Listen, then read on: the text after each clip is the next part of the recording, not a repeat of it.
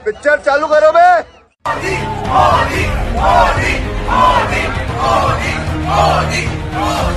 Wow, you have done a great service.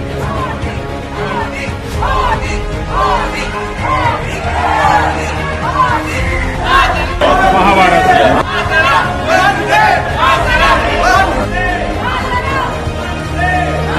तो हजारों बार हज किए हुए लोग हैं, वो आज मोदी जी के लिए सर झुका करके अपनी पलके बिछा करके कुवैत में खड़े हुए थे और मोदी मोदी के नारे लगाए जा रहे थे। ऐसे नहीं चले। कि प्राइम मिनिस्टर नरेंद्र मोदी ने अपने इंडिया की हिस्ट्री के रिकॉर्ड पे रिकॉर्ड तोड़ रहे हैं। ठीक है। वो दुनिया की ऐसी ऐसी कंट्री में गए कि जहाँ हिंदुस्तान का प्राइम मिनिस्टर को कभी 30 साल हो गए हुए, कभी 40 साल हो गए, कभी 50 साल हो गए। सबके दिल में एक ही गूंज है, भारत माता की, भारत माता की। वाह मोदी जी वाह। कि अगर देखा जाए तो मुस्लिम जो है नंबर्स में ज्यादा है, लेकिन प्रमोट किसको दुनिया कर रही है? हिंदुइज्म को। और आज कुवैत ने भगवत गीता और रामायण को ट्रांसलेट किया है ताकि उनके स्कूल्स के अंदर जो है सनातन धर्म को प्रमोट किया जाए, बच्चों को भगवत गीता पढ़ाई जाए, वाह मोदी जी बच्चों को रामायण सिखाया जाए और उनको उस तरह से इम्पावर किया जाए जिस तरह से सनातन धर्म में किया जाता है। अरब वर्ल्ड अलाउ नहीं करती गैदरिंग्स को, इन चीजों को, लेकिन नरेंद्र मोदी ने ये बना लिया हुआ है। नरेंद्र मोदी मिडिल ईस्ट पहुंच जाए तो वहां जाके उन्होंने 2 स्टेट सोल्यूशन की बात कर दी। मानना पड़ेगा आप, मोदी साहब को पता है मैंने क्या बात करनी है कि जी हम फलस्तीन और इजराइल की जो 2 स्टेट सोल्यूशन की बात करते हैं, लेकिन हम इजराइल को वेपन देंगे कि वो गजा में कुटे, वो अगर मारता है तो मारे, ये उसका राइट है। तो कुवैत एक ऐसा इस्लामिक मुल्क है जहाँ पे शरिया है। साथ साथ हम ये भी बताएं कि ये वही कुवैत है जिन्होंने 7x जो है या फॉर्मर नेवी के जो अफसरान है उनको सजाए मौत सुनाई थी और फिर बाद में जो है इंडिया की एक रिक्वेस्ट पे उन्होंने जो है उनको मुल्क वापस भेज दिया था। ये भी बहुत बड़ी खबर थी। और 2 दिन का दौरा है जी मोदी साहब का कुवैत के अंदर। इसके ऊपर हमारे साथ एक बहुत ही खूबसूरत लेडी मौजूद है, one and only Nazia Ali Khan, इनको वेलकम कहते हैं। Thank you so much ma'am join करने के लिए। वंदे मातरम, भारत माता की जय, जय जगन्नाथ, हर हर महादेव, वालेकुम अस्सलाम रहमतुल्लाह अलैहि व बरकातहू। मुझे बहुत अच्छा मूड है आज आपका। आप हाँ, नहीं आज आपका मूड बहुत अच्छा है, पहले इसकी वजह बताएं हमें। नहीं, एक्चुअली शाला होता क्या है ना कि हमारे भारत के प्रधानमंत्री आदरणीय मोदी जी को हमेशा टारगेट किया जाता है कि वो तो सांप्रदायिक हैं, वो तो कट्टर हिंदू हैं। तो अभी जो इतिहास के पन्ने में खोलूंगी उसमें ये बताऊंगी कि कुवैत की लड़ाई हमेशा से मुस्लिम मुल्कों से ही हुई। और देखिए जब कट्टर हिंदू कुवैत पहुंचा तो वहां पर वो जुब्बा पहने हुए और साफा पहने हुए और ना जाने हजारों बार हज किए हुए लोग कैसे उनको सर पलकों पे बिठा रहे थे। मैं क्यों बात करता हूँ इनकी हिंदुस्तान की या उनके प्राइम मिनिस्टर की तारीफ क्यों करता हूँ कि वो अपने लोगों के लिए सोचते हैं। वो यारियां दोस्ती नहीं देखते कि मेरे रशिया के साथ बहुत बड़ा तल्लक है और मेरी आवाम बेचारी महंगाई में पिसती जाए, ऐसा नहीं देखते। अब कुवैत कौन है? कुवैत जो है दुनिया की सबसे महंगी तरीन कंट्री है भाईजान। उनकी करेंसी दुनिया में सबसे महंगी करेंसी है, सबसे ऊंचे लेवल की करेंसी है। उसके साथ भी देखिए कुवैती दिनार हो ना, 1 दिनार हो, और पाकिस्तानी जो है 904 रुपए बनते हैं। 1 दिनार की बात करूं, पाकिस्तानी 904 रुपए बनते हैं। अब आप आए हिंदुस्तान की तरफ, 1 दिनार हो और हिंदुस्तान के 270 समथिंग कुछ ऐसे बनते हैं, हिंदुस्तान के 275 या 274 ये बनते हैं। कितना बड़ा डिफरेंस है चीज को लेके। तो कुवैत भी एक बड़ी स्ट्रॉन्ग और बड़ी पावरफुल कंट्री है। आपको याद होगा कि कुवैत के जो नेबर की 3-4 कंट्री हैं, उन्होंने प्राइम मिनिस्टर नरेंद्र मोदी को हाईएस्ट सिविल अवार्ड दिए हैं, चाहे वो सऊदी अरेबिया हो, चाहे वो कुवैत हो, चाहे वो कतर हो। तो इनके जो करीब कंट्रीज हैं, सब ने प्राइम मिनिस्टर नरेंद्र मोदी को सिविल हाईएस्ट अवार्ड दिए हैं। और मुझे ये भी लगता है कि कुवैत भी उन्हें बहुत बड़ा सिविल हाईएस्ट जो है ना अवार्ड देगा। और अवार्ड अगर नहीं भी देता तो ये अवार्ड नहीं है तो क्या है भाई, इतना बड़ा प्रोटोकॉल, इतनी बड़ी इज्जत मिल गई है उन्हें, ये अवार्ड नहीं है तो क्या है चोर साहब। ठीक है आबिद भाई, आपने बड़े जबरदस्त तरीके से एक्सप्लेन किया। मुझे लगता है वैसे तो आबिद भाई मसरूफ रहते हैं, लेकिन ये खबर जो इंडियन प्राइम मिनिस्टर के हवाले से खबर है वो आबिद भाई तक कहीं ना कहीं से पहुंच जाती है और उसके ऊपर वो थोड़ी स्टडी करते हैं। आपने बड़े अच्छे तरीके से एक्सप्लेन किया कि भाई पेट्रोल की कीमत बढ़ती है, पूरी दुनिया में जो है वो फिर महंगाई होती है। पाकिस्तान क्यों नहीं अपनी मर्जी से रशिया से पेट्रोल ले सकता या ऑयल ले सकता? पाकिस्तान अपनी मर्जी से ईरान से गैस नहीं ले सकता? पाकिस्तान अपनी मर्जी से, मैं कहता हूँ अपनी मर्जी से हम अपने मिसाइल नहीं बना सकते? वो अमेरिका जो उनसे आए दिन पाबंदी लगा देता है जी। अभी भी आपको शायद खबर होगी पाकिस्तान की 4 कंपनीज के ऊपर पाबंदी अमेरिका ने लगा दी है। सही तरीके से बताएं जी। पाकिस्तान की 4 एजेंसियों पे अमेरिका ने पाबंदी लगाई है और वो बड़ी खतरनाक किस्म की पाबंदी है।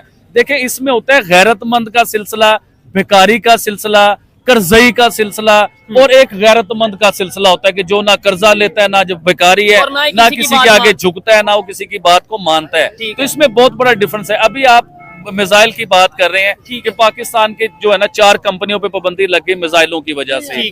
मैं लॉन्ग रेंज मिसाइलों का मामला है ये सारा। ऐसे ही। अब मुझे ये बताएं कि हिंदुस्तान ने तो उससे भी ज्यादा लॉन्ग रेंज के मिसाइल बनाए हुए हैं। हिंदुस्तान की तरफ अमेरिका देख भी नहीं सकता, ना उसके ऊपर पाबंदी लगा सकता। क्यों नहीं लगा सकता? क्योंकि हिंदुस्तान भिखारी नहीं है, हिंदुस्तान कर्जई नहीं है, उनसे लेके नहीं खाता, उनकी एड के ऊपर पलता नहीं है हिंदुस्तान। अब पाकिस्तान जो है, देखें अमेरिका होता कौन है पाकिस्तान पे पाबंदी लगाने वाला?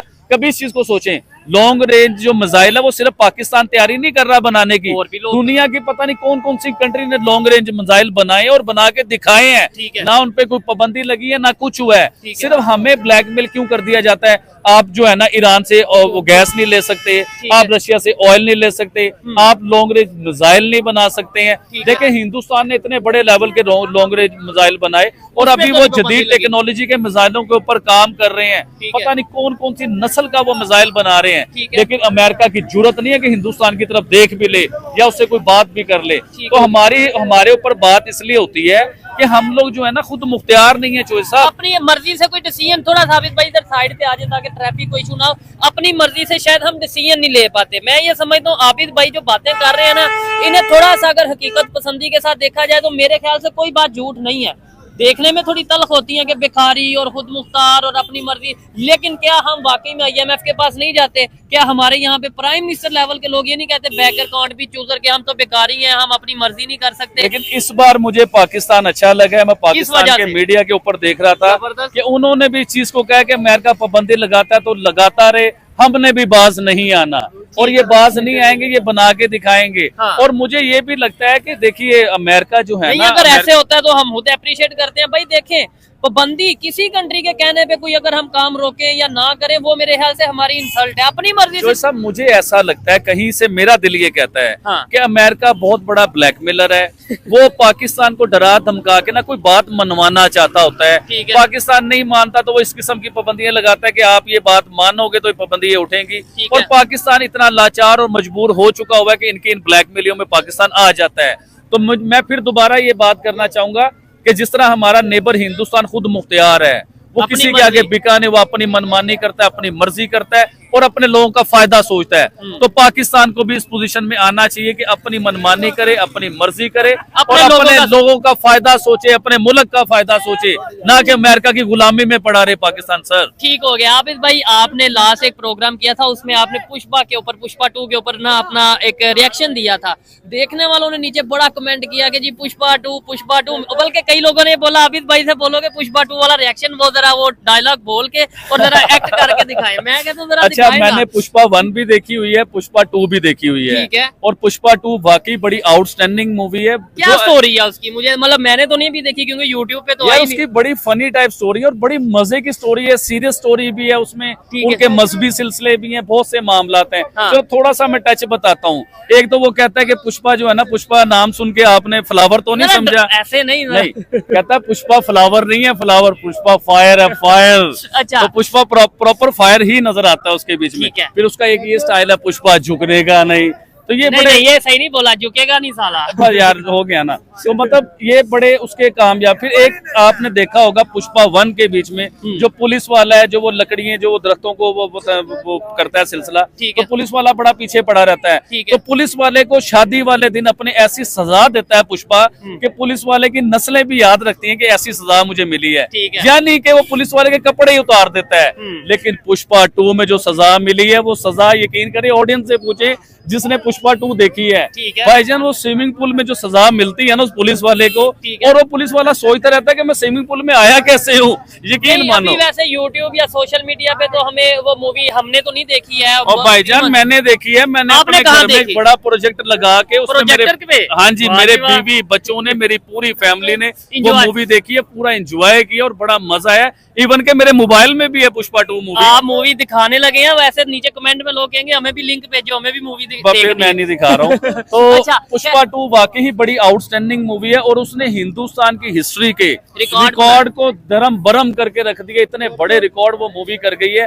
देखिए लास्ट टाइम मैंने बताया होगा कि हम सुनते थे सलमान खान की मूवी, आमिर खान की मूवी, शाहरुख खान की मूवी, लेकिन पुष्पा ने कोई आमिर नहीं, कोई सलमान नहीं, कोई कुछ नहीं, कोई शाहरुख नहीं, उसने सबको काट के रख दिया और बड़ी आउटस्टैंडिंग मूवी है और बहुत ही अच्छी मूवी है, मजा है। उसमें उसने बताया कि गैरतमंदी क्या होती है। देखिए अच्छा, जो मेन चीज है, जिस तरह हिंदुस्तान के प्राइम मिनिस्टर गैरतमंद है, वो झुकते नहीं है किसी के आगे, करते नहीं है किसी के आगे, तो उसमें उसने बताया कि गैरतमंद क्या होता है। एक जगह पे पुष्पा को मजबूर कर दिया जाता है कि आपने माफी मांगनी और आपने झुकना है, और पुष्पा इतना मजबूर हो जाता है कि वो झुकता भी है, माफी भी मांग लेता है, लेकिन उसके बाद जो होता है वो मैंने पहले बता दिया आपको। सलाह मिलती है। अच्छा, एक ये तो चले मूवी की बात हो गई और बड़ी स्टार्ट में हमने बात की कि भाई क्या वजह है। अस्सलाम वालेकुम।